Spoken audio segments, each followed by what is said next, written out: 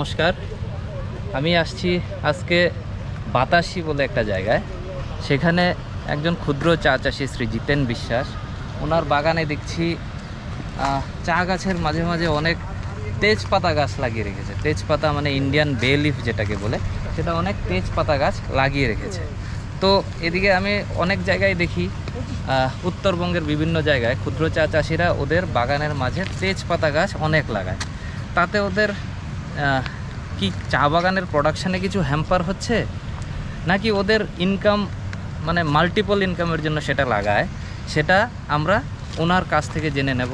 আর আমাদের সাথে আজকে আছেন টি রিসার্চ অ্যাসোসিয়েশনের কীটতত্ত্ব বিজ্ঞানী শ্রী ডক্টর আজিজুর রহমান। ওনার কাছ থেকে আমরা জেনে নেব কি এটা তেজপাতা লাগানোর ফলে কি চা গাছে কিছু ইম্প্যাক্ট হচ্ছে, নেগেটিভ ইম্প্যাক্ট, পজিটিভ ইম্প্যাক্ট কি হচ্ছে সেটা আমরা জেনে নেব।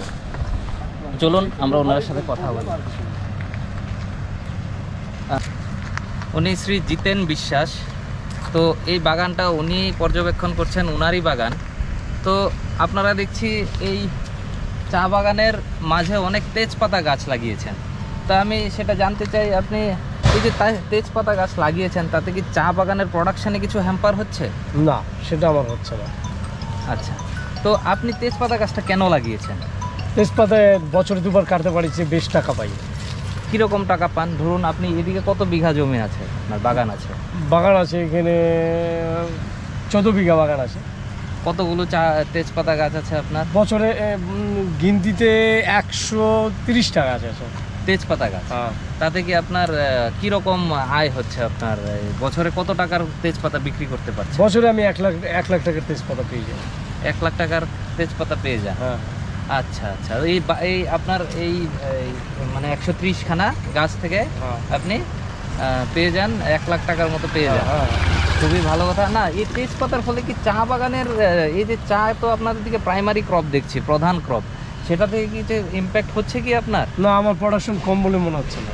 কম বলে মনে হচ্ছে না? তাতে কি পোকামাকড় কিছু এক্সট্রা ইম্প্যাক্ট মানে আসছে তেজপাতার ফলে? না, আমার তো তেজপাতাতে লোফার ধরে, কিন্তু আমার যেই বাগানের তেজপাতা নাই সেই বাগানে তো লোফার ধরে। এখন তেজপাতার জন্যই লোফারটা আসে, সেটা কি করে বলছি এখন। তেজপাতা যেখানে নাই সেখানে কেন লোফার আসে, সেটার জন্য আমি দেখতেছি তেজপাতাও লোফার হয়, চা বাগানও লোফারটাই বেশি ধরে। মানে তেজপাতাটা লাগানোর অ্যাকচুয়াল কারণ হলো সেটা আপনার এক্সট্রা ইনকাম জেনারেট করা, এক্সট্রা ইনকাম।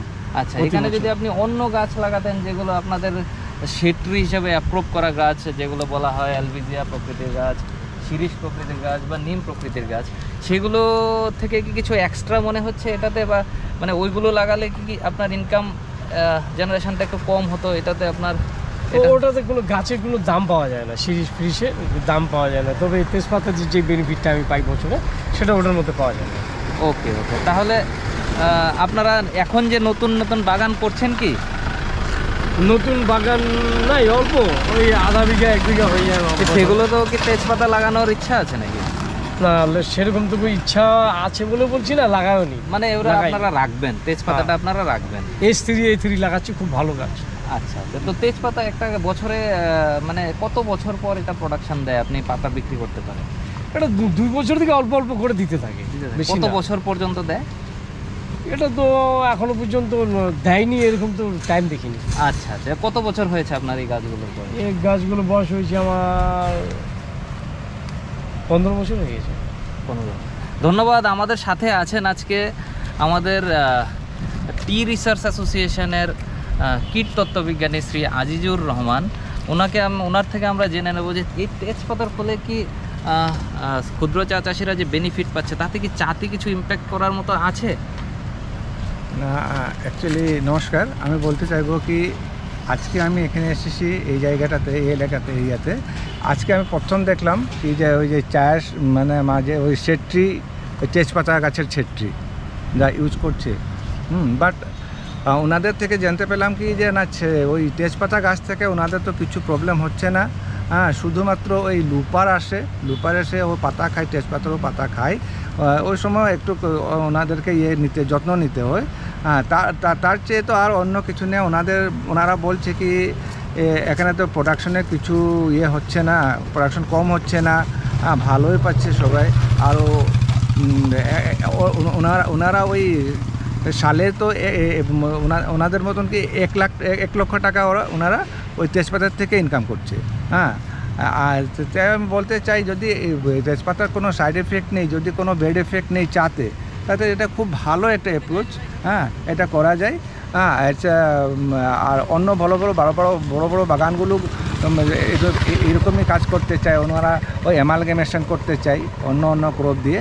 আর এরা এখানে তো দেখলাম এসটিজিরাও করতেছে, যে খুব ভালো একটা অ্যাপ্রোচ।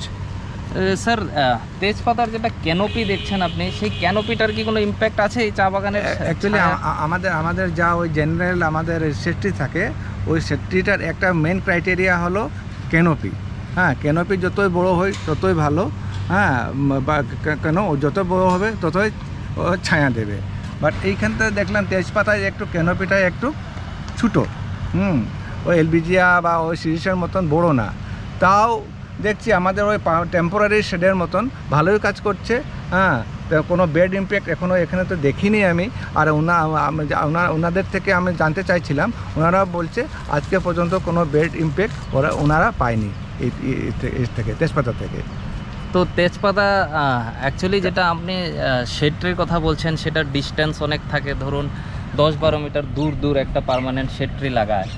তো সেই ক্ষেত্রে আমি তেজপাতা দেখছি ওরা অনেক মোটামুটি ক্লোজ স্পেসিংয়ে লাগিয়েছে।